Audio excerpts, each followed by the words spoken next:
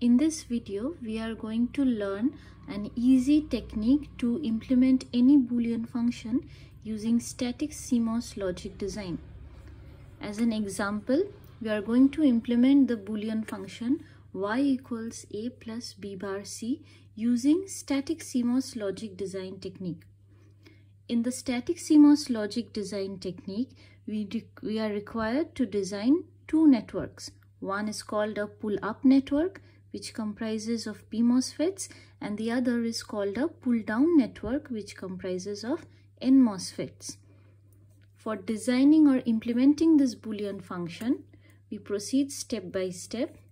Let us see the design of the pull-up network first.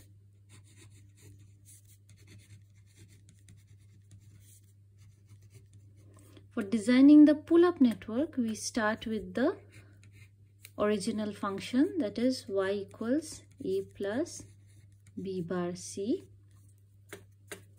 Whenever we find an logical OR term, we place MOSFETs in parallel, and whenever there is a logical AND term, we place MOSFETs in series. Whether they are P MOSFETs or N MOSFETs, the rule remains the same.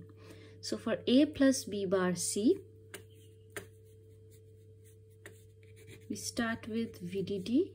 We are designing the pull-up network. Here is a logical OR operation. So at the gate terminal of the first P MOSFET, we are going to apply the input signal A bar.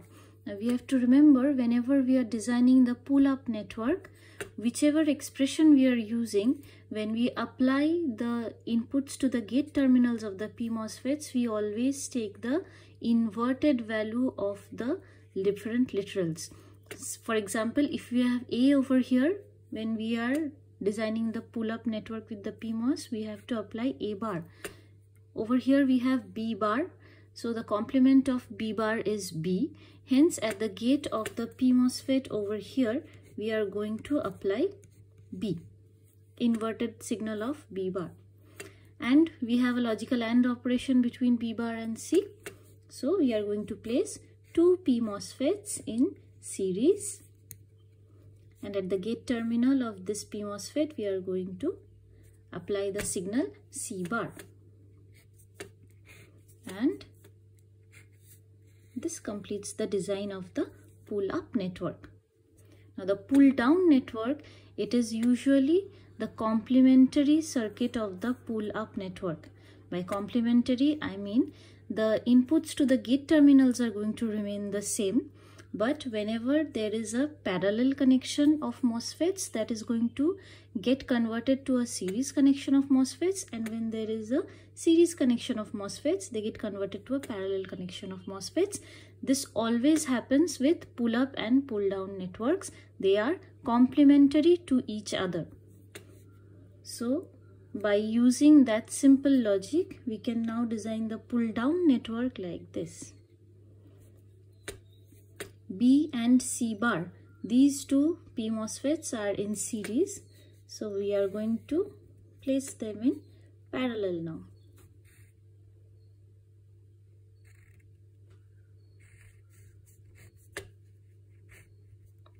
Here we apply B and here we apply C bar. These are the N MOSFETs that constitute the pull-down network, and A bar was in parallel with these two MOSFETs. So now the MOSFET that takes the input A bar is going to be in series.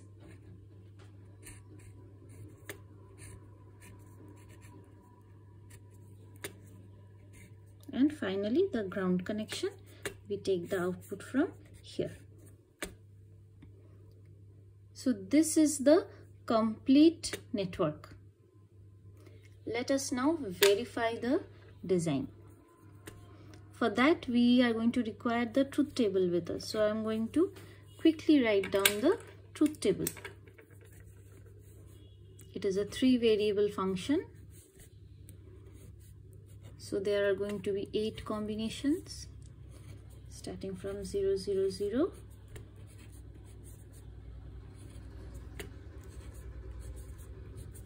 1 0 0, 1 0 1, 1 1 0 and 1 1 1.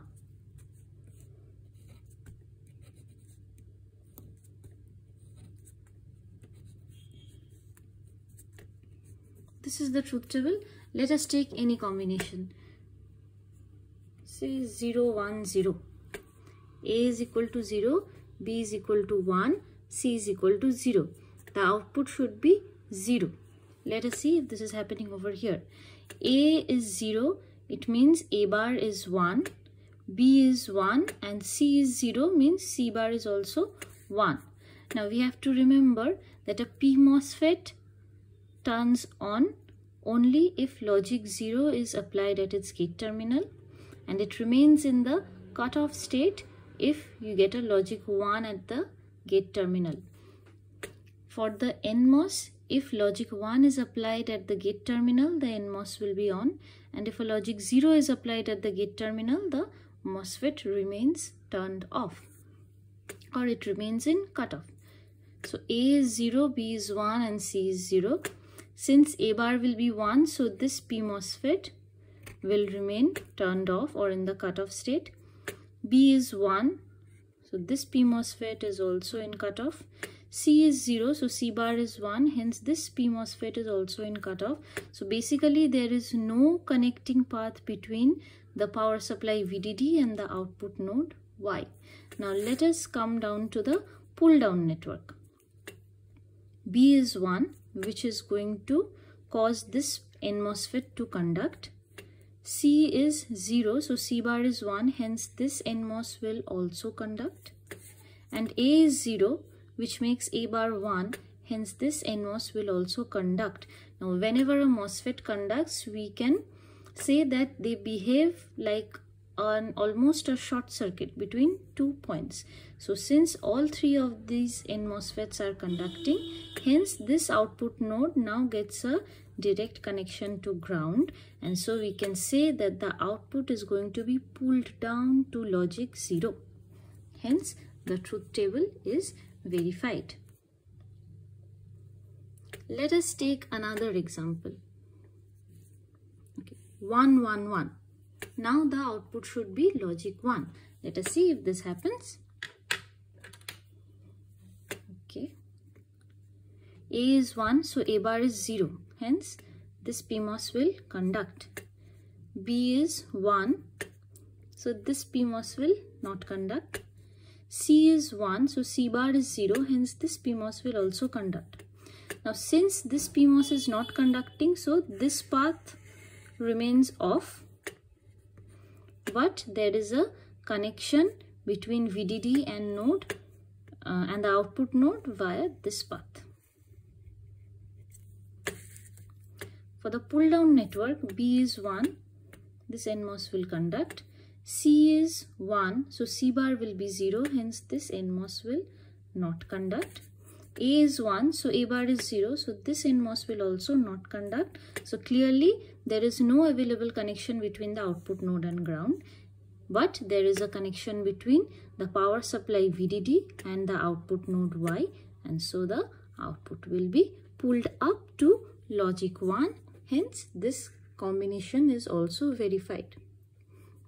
Likewise, we can verify each of the different 8 combinations and we'll find out that this circuit acts exactly as desired. That is, it implements this function y equals a plus b bar c. Now, when we are designing any circuit using static CMOS logic design, we need to keep a few things in mind. There will always be the same number of N MOSFETs as there is the number of P MOSFETs. If there is a mismatch, it means that the circuit is wrong, because this is static CMOS logic design and one CMOS is equivalent to one PMOS and one NMOS connected together. Okay. I discussed how we can start with the pull-up network and then draw the pull-down network by simply giving the complementary design. We can also start with the design of the pull-down network first. Let us see how this happens. For the design of the pull-down network, we start with the complement of the expression. That is, if we are to implement y, we will have to find out y bar first. By applying De Morgan's theorem, we can find that y bar corresponding to this y is a bar into b plus c bar. So we have to start with this expression first.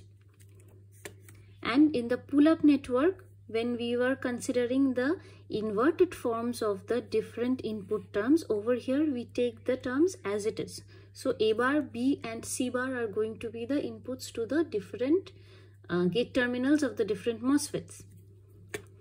And the other rule remains the same, that is, whenever we have a logical OR connection, we have a parallel combination of N MOSFETs, and when there is a logical AND connection, we have a series connection of the N MOSFETs. So likewise, we could have first designed the pull down network like this. B plus C bar, so we are going to have two N MOSFETs. And at the gate terminals of these two N MOSFETs, we are going to apply B and C bar. So this is implemented, and now this whole thing is in series with another N MOSFET at whose gate terminal we are going to apply A bar.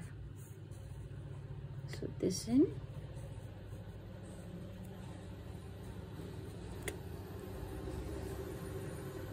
we apply A bar and keep the connection to ground. From here we will get Y. So this completes the design of the pull down network, which is the same as what we got earlier over here. And now once we have the pull down network, we can again just convert the parallel combinations to series combinations and the series combinations to parallel combinations in order to get the corresponding pull up network and hence the entire circuit.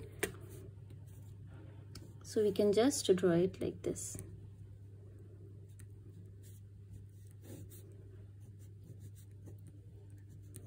A bar, B and C bar. So here again we have the complete circuit, which is the same as what we drew over here. So this is how we can very quickly design or implement any Boolean function using the static CMOS logic design technique.